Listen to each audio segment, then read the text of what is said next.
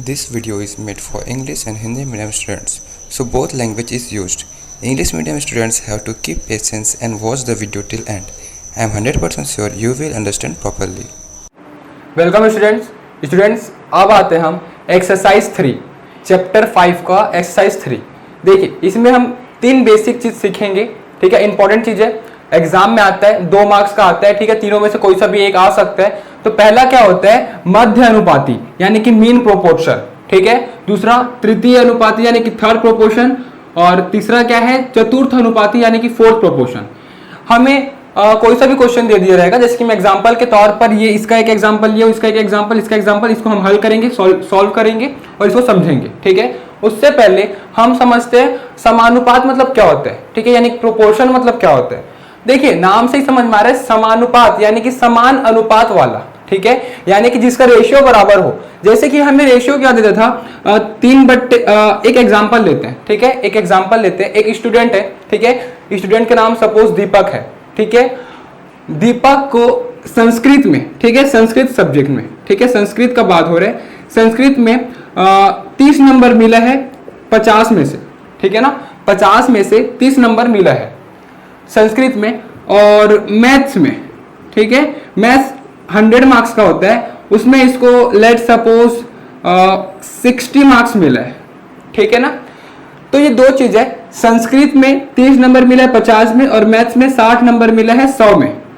तो दोनों में से अच्छा किसने परफॉर्म किया वो, तो ये बताना यहाँ पे मुश्किल हो जाएगा। क्यों? क्योंकि फिर से इसका जो हर है, इसका डिनोमिनेटर है, वो बराबर नहीं है। अगर बराबर रहता तब हम इसको बता सकते थे, जैसा कि मैं पहला एक्सरसाइज, पहला प्रश्न वाली के इंट्रोडक्शन में बताया हूं आपको, ठीक है। तो इसको बराबर करते हैं, यानी कि इसका जो हर का पार्ट है ना, डिनोमिनेटर का, उसको बराबर करेंगे। कैसे कर सकते हैं, इसको 2 से गुणा कर देते हैं, ठीक है। ऊपर और नीचे 2 से गुणा कर देंगे तो क्या हो जाएगा, 50 दूनी 100, और ये क्या हो जाएगा 30 दूनी 60, और ये क्या हो जाएगा 60/100। तो यहाँ क्या हो गया, दोनों बराबर हो गया, ठीक है। बराबर हो गया मतलब कि ये दोनों में इक्वली परफॉर्मेंस है, ठीक है, परसेंटेज जो है वो सेम होगा। ये जो एग्जांपल दिया उसमें बराबर हो गया। अगर अपन एग्जांपल ले लेते, सपोज इसमें अपन ले लेते 40 कर देते, ठीक है, तो क्या होता 80। अब इसमें संस्कृत में ज्यादा अच्छा परफॉर्म किया है मैथ से, ठीक है। तो इससे हम बता सकते, तो समानुपात मतलब क्या हो गया, जब इसका हर वाला पार्ट बराबर हो, यानी कि जो अनुपात है वो बराबर क्वांटिटी में दिया हो, ठीक है, उसे हम बोलते हैं समानुपात। क्लियर है ना। ये तो हम देखे थे पिछले इंट्रोडक्शन में, जब एक्सरसाइज 1 प्रश्नावली 1 का जब हम परिचय देखे थे, इंट्रोडक्शन देखे थे, तो ऐसा हम सीखे हुए थे। तो जब अनुपात का जो हर पार्ट है, ठीक है, डिनोमिनेटर पार्ट, उसको जब बराबर कर देते हैं, फिर क्वांटिटी को जब कंपेयर करते हैं, उसे हम बोलते हैं समानुपात, प्रोपोर्शन। क्लियर है। अब देखिए ये 3 चीज हमें प्रश्नावली 3 से पहले समझना होगा, बहुत इंपॉर्टेंट चीज है, 2 मार्क्स का पूछते हैं एग्जाम में। तो पहला है मध्य अनुपाती, मीन प्रोपोर्शन। मीन प्रोपोर्शन कैसे ज्ञात करते हैं, कैसे फाइंड आउट करते हैं। देखिए नाम से समझ में आ रहा है, मीन यानी कि मध्य, यानी कि बीच का जो टर्म है वो उसको फाइंड करना है, ठीक है। तो हम क्या करेंगे, माना पहला क्वेश्चन एग्जांपल क्या लिए, 6 और 54, 6 और 54 के बीच हमें मीन प्रोपोर्शन फाइंड आउट करना है।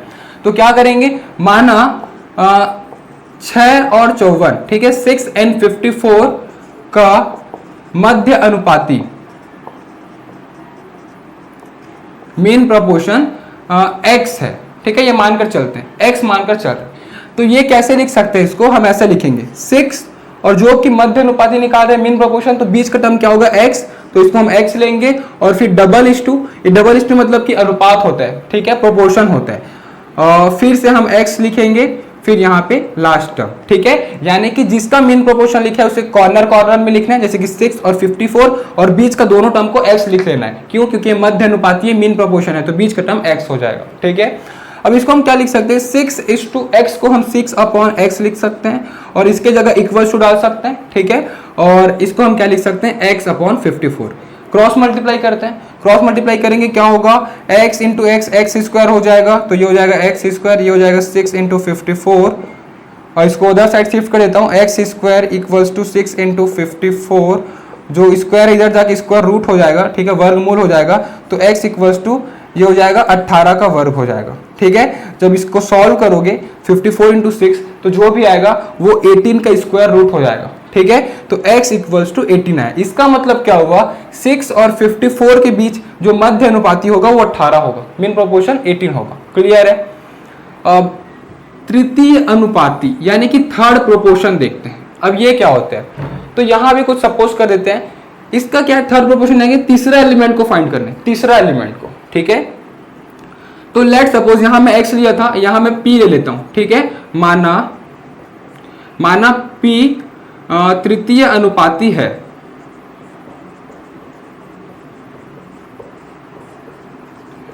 तो इसको हम कैसे लिख सकते हैं, पहला एलिमेंट को एज इट इज, तो 8xy इज टू, दूसरा एलिमेंट को डबल लिखेंगे, ठीक है। ये बीच का एलिमेंट है ना, इसको हम डबल लिखेंगे, तो 2 बार लिख लिए। और लास्ट एलिमेंट क्या हो जाएगा, p हो जाएगा, यानी कि तीसरा एलिमेंट। समझ में आया ना। तो इसमें और इसमें डिफरेंस क्या है कि इसमें जो फाइंड आउट करना है उसको डबल लिखते हैं बीच में, और इसमें जो सेकंड एलिमेंट दिया रहता है उसको डबल करते हैं और लास्ट एलिमेंट को अननोन रखते हैं, उसी को फाइंड करना है, ठीक है। फिर से इसको सॉल्व करेंगे, क्या होगा 8xy upon 4x² y is equals to क्या होगा 4x² y upon p। Clear है, x और y कैंसल, एक x और y कैंसल, ये 4 1 जा 4 2 जा, 2 पर है बचा 2 और नीचे में बचा एक x बचा, ठीक है, इज इक्वल्स टू यहाँ पे क्या बचा, ये तो पूरा बचा है, तो 4x² y अपॉन p। हमें p का वैल्यू चाहिए, तो p एक तरफ बाकी सब एक तरफ, तो क्या होगा p इधर आ जाएगा, ये हो जाएगा 4x, देखिए x² है, ये x इधर जाके मल्टीप्लाई हो जाएगा ना, तो इंटू x हो जाएगा अपॉन 2 हो जाएगा, तो p इक्वल्स टू क्या होगा 2 1 जा 2 2 जा, ये हो गया 2 और x² इंटू x, x³ और y का y, तो p क्या हो गया 2x³ y। तो अतः इसका तृतीय अनुपाती थर्ड प्रोपोर्शन क्या हो जाएगा 2x³ y। क्लियर है। अब लास्ट देखते हैं फोर्थ प्रोपोर्शन यानी कि चतुर्थ अनुपाती, ये कैसे फाइंड आउट करते हैं। तो नाम से ही समझ में आ रहा है, सबसे इजी है ये, ठीक है। 3 एलिमेंट पहले दिया हुआ है, चौथा एलिमेंट को फाइंड करना है, ठीक है। कैसे कर सकेंगे, हम यहाँ पे लेट सपोज क्यों ले लेते हैं, ठीक है। माना क्यों फोर्थ प्रोपोर्शन है, ठीक है, माना क्यों चतुर्थ अनुपाती है, तो क्या हो जाएगा 2xy is to x² double is to y²। अब जो कि लास्ट एलिमेंट उसे हम क्यों लेकर चले, वही चतुर्थ अनुपाती होगा, तो इसको फाइंड आउट करते हैं। 2xy upon x² equals to y² upon q। हमें q का वैल्यू फाइंड करना, तो q एक तरफ बाकी सब एक तरफ, तो क्या हो जाएगा q इधर आ जाएगा, ये क्या हो जाएगा x² इंटू y² हो जाएगा, इधर मल्टीप्लाई होके क्रॉस मल्टीप्लाई होगा, तेरिया गुणा, ये 2xy नीचे आ जाएगा, तो क्या होगा एक x और एक y कैंसल, तो q इक्वल्स टू क्या हो जाएगा xy अपॉन 2, ऊपर में xy नीचे में 2, या लिख सकते हैं 1/2 इंटू xy, ऐसा भी लिख सकते हैं, ठीक है। तो ये हो गया चतुर्थ अनुपाती। क्लियर है ना। तो ये तो 3 बेसिक चीज हुआ जो कि प्रश्नावली 3 एक्सरसाइज 3 में काम आएगा। और एक इंपॉर्टेंट क्वेश्चन है उदाहरण नंबर 13, तो एग्जाम्पल नंबर 13 अभी हम करेंगे, ठीक है। एक्सरसाइज 3 में जाने से पहले एग्जाम्पल नंबर 13 करेंगे, इसे आप लोग नोट कर लीजिए। अब एग्जाम्पल नंबर 13 पढ़ते हैं स्टूडेंट्स। अब आते हैं उदाहरण नंबर 13। तो एग्जाम्पल 13 हमें दिया हुआ है, देखिए क्वेश्चन में करेक्शन है। करेक्शन ये है कि यहाँ पे d² दिया हुआ है, d² नहीं, वो एक्चुअली में a² होगा, ठीक है, तो उसको आप करेक्ट कर लेना। अब हमें ये गिवन है, ये हमें सिद्ध करना है, ये दिया हुआ है, ये हमें सिद्ध करना है, प्रूव करना है। देखिए ये जो क्वेश्चन है ना, बोर्ड एग्जाम के पॉइंट ऑफ व्यू से बहुत इंपॉर्टेंट है, इसीलिए इस क्वेश्चन को मैं करा रहा हूँ, ठीक है। इसके बाद अपन प्रश्नावली का प्रश्न देखेंगे एक्सरसाइज का, ठीक है। तो देखिए हमें जो गिवन है उसको पहले देखते हैं, क्या दिया है a/b यानी कि a अपॉन b दिया है, डबल इज टू यानी कि equals to c/d upon c upon d, ये हमें दिया हुआ है। अब ये दिया हुआ है, ठीक है। हमें पता है कि जब भी ऐसा रेशियो में अनुपात में दिया रहता है तो हम क्या करते हैं कि माना समथिंग कुछ कांस्टेंट लेते हैं, तो इक्वल्स टू k ले लेते हैं, ठीक है। कांस्टेंट क्या है k, अचर। अब हम क्या करेंगे, दोनों को सेपरेट कर देते हैं, तो a upon b is equals to k हो जाएगा, c upon d is equals to k हो जाएगा। तो यहाँ से a का वैल्यू मिल जाएगा, क्रॉस मल्टीप्लाई करूंगा तो a इक्वल्स टू bk हो जाएगा और c इक्वल्स टू dk हो जाएगा। क्लियर है ना। तो a का वैल्यू आ गया और ये आ गया c का वैल्यू। अब जो हमें सिद्ध करना है, जो प्रूव करना है वो देखते हैं। तो सबसे पहले लेफ्ट हैंड साइड को सॉल्व करेंगे, क्या है a² minus c² upon b² minus d²। तो a के जगह हम कुछ रख सकते हैं क्या, बिल्कुल रख सकते हैं, bk रख सकते हैं, तो a के जगह bk रखेंगे, a का स्क्वायर है तो bk का होल स्क्वायर हो जाएगा, और c के जगह dk है तो dk का होल स्क्वायर हो जाएगा। होल स्क्वायर होगा ना, क्यों, क्योंकि c के जगह क्या है dk है, तो dk का होल स्क्वायर होगा, अपॉन क्या होगा b² माइनस d²। b और d का तो वैल्यू नहीं दिया, तो इसको एज इट इज रखेंगे। अब इसको आगे कंटिन्यू करते हैं अपन।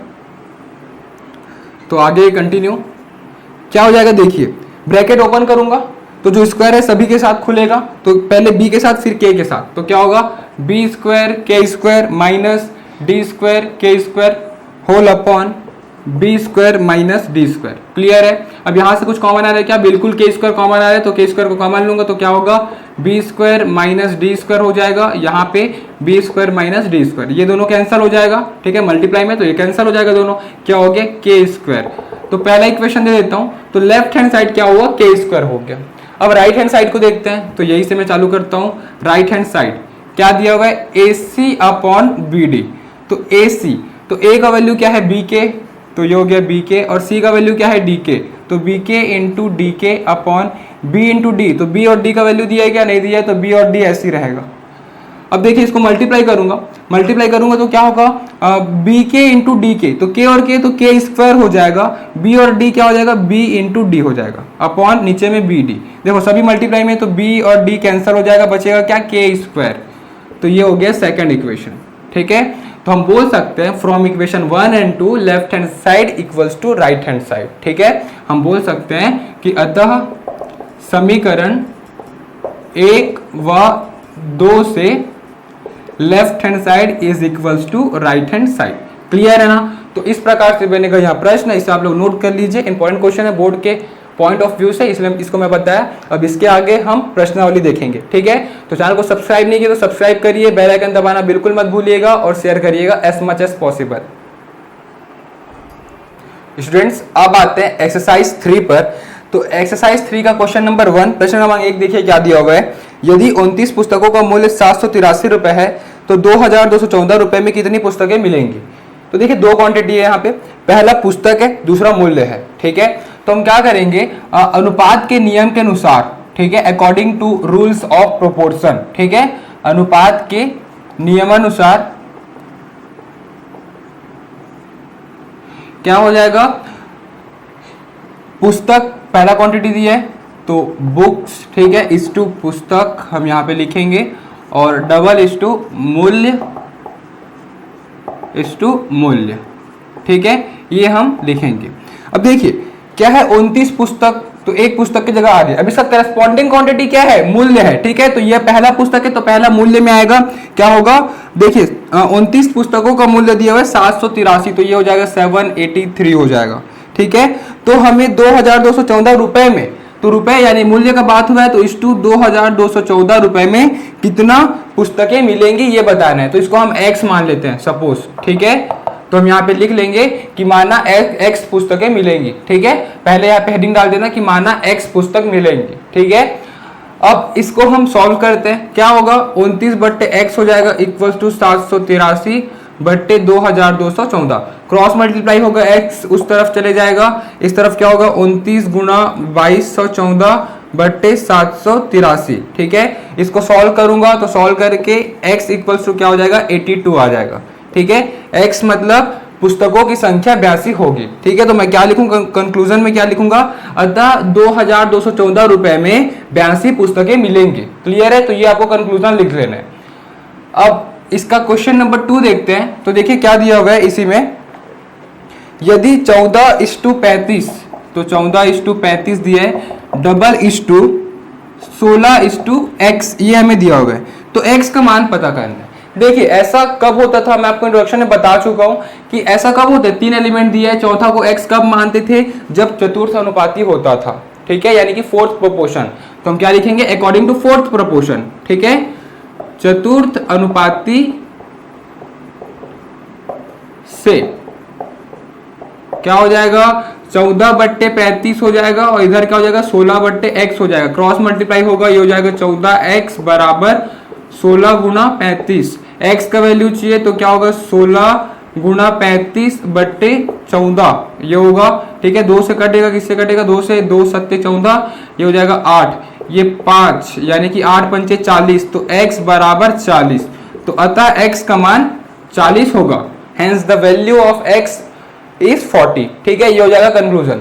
अब देखते हैं इसका तीसरा क्वेश्चन। तो तीसरा क्वेश्चन देखिए क्या दिया है, 2xy, x² y स्क्वायर का चतुर्थ अनुपाती। तो ये क्वेश्चन तो हम बना चुके हैं, ठीक है। जो क्वेश्चन नंबर 3 है ना, उसको जब मैं इंट्रो में परिचय जब बताया था तब मैं इसको बता चुका था, ठीक है। जब इसका मैं परिचय बता रहा था इंट्रोडक्शन में, तब चतुर्थ अनुपाति का जब मैं कॉन्सेप्ट बता रहा था तब क्वेश्चन नंबर 3 हो चुका था, ठीक है। तो उसको आप लोग वहां से रिफर कर लेना, डबल बताने की जरूरत नहीं है। क्लियर है? तो इस प्रकार से बनेगा इसका प्रश्न क्रमांक 1, 2 और 3। इसे आप लोग नोट कर लीजिए। अगले वीडियो में प्रश्न क्रमांक 4 से स्टार्ट करेंगे। इस चैप्टर के नोट्स के लिए नीचे दिए गए डिस्क्रिप्शन बॉक्स पर लिंक दिया गया है, वहां क्लिक करिए और इस चैप्टर के सभी वीडियोस के लिए ऊपर जो प्लेलिस्ट शो हो रहा है वहां क्लिक करिए और हमारे इस चैनल को सब्सक्राइब करने के लिए हमारे चैनल के लोगो पर क्लिक करके इस चैनल को सब्सक्राइब करिए। Thank you.